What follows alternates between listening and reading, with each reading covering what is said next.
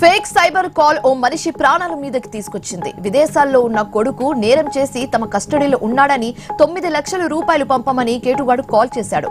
అది వినగానే తండ్రి అస్వస్థతకు గురయ్యాడు. బీపీ పెరిగి ప్రస్తుతం హాస్పిటల్లో చికిత్స పొందుతున్నాడు. ఈ ఘటన కరీంనగర్ జిల్లాలో చోటు చేసుకుంది.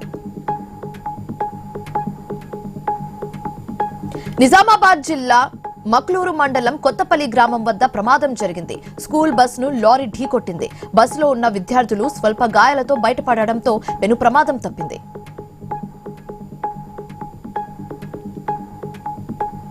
పార్వతీపురం మన్యం జిల్లా ప్రభుత్వ హాస్పిటల్ ని సిఆర్ఎం టీం సందర్శించింది. వివిధ విభాగాలను తనిఖీ చేసి పలు రికార్డులు పరిశీలించింది. హాస్పిటల్లో అందిస్తున్న వైద్య సేవలు, మౌలిక వసతులపై ఆరా తీసింది. టీడీపీ నేతలపై మాజీ ఎమ్మెల్యే రాచమల్లు శివప్రసాద్ రెడ్డి చేసిన వ్యాఖ్యలను టీడీపీ రాష్ట్ర కార్యదర్శి నంద్యాల కొండారెడ్డి ఖండించారు. క్రికెట్ బెట్టింగ్ కేసులో పట్టుబడిన వారంతా వైసీపీకి చెందిన వారే ఉన్నారన్నారు.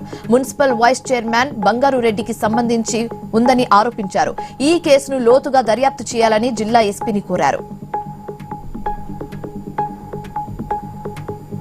తాండూరు ఇందిరమ్మ కాలనీలో సాహినా బేగం ఖలీద్ కుటుంబానికి 60,000 రూపాయల ఆర్థిక సాయం అందజేశారు తెలంగాణ శాసన మండలి చీఫ్ విప్ పట్నం మహేందర్ రెడ్డి.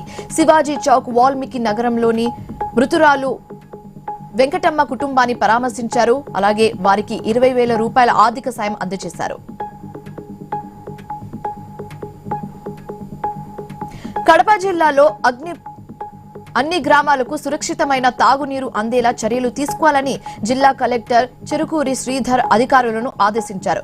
జల్ జీవన్ మిషన్ ద్వారా జిల్లాలో అమలవుతున్న శుద్ధ తాగునీటి సరఫరా, పారిశుద్ధ్య పనులు పురోగతిపై ఆయన సమీక్ష సమావేశం నిర్వహించారు. తాగునీటి పథకాల అమలు పనితీరుపై చర్చించారు. కాచిగూడ పోలీసుల సమయస్ఫూర్తితో ఓ స్టూడెంట్ ప్రాణాలు కాపాడారు. ఒమేగా కాలేజీ విద్యార్థి ఆత్మహత్య యత్నానికి పాల్పడ్డాడు. గమనించిన పోలీసులు చాకచక్యంగా వ్యవహరించి ప్రాణాపాయం నుంచి కాపాడారు. వెంటనే స్పందించిన బ్లూ కార్డ్ టీంలు, పీవీ సిబ్బంది నిమిషాల వ్యవధిలో ఘటనా స్థలానికి చేరుకుని యువకుడిని హాస్పిటల్కు తరలించారు.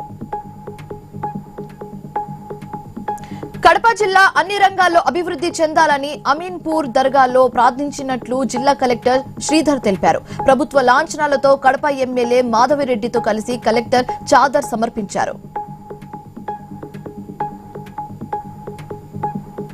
ఆసిఫాబాద్ జిల్లాలో ఓ అవినీతి అధికారి ఓ వ్యక్తి నుంచి లంచం తీసుకుంటూ ఏసీబీ వలలో చిక్కాడు. బాధితుల ఫిర్యాదు మేరకు సివిల్ సప్లై కార్యాలయంలో లంచం తీసుకుంటున్న సమయంలో రెడ్ హ్యాండెడ్ గా తాము పట్టుకున్నామని ఏసీబీ డీసీపీ తెలిపారు.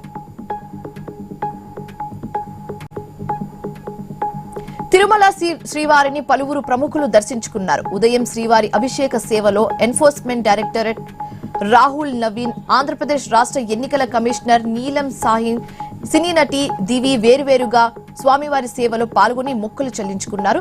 దర్శన అనంతరం ఆలయ అధికారులు శ్రీవారి తీర్థ ప్రసాదాలు అందజేశారు.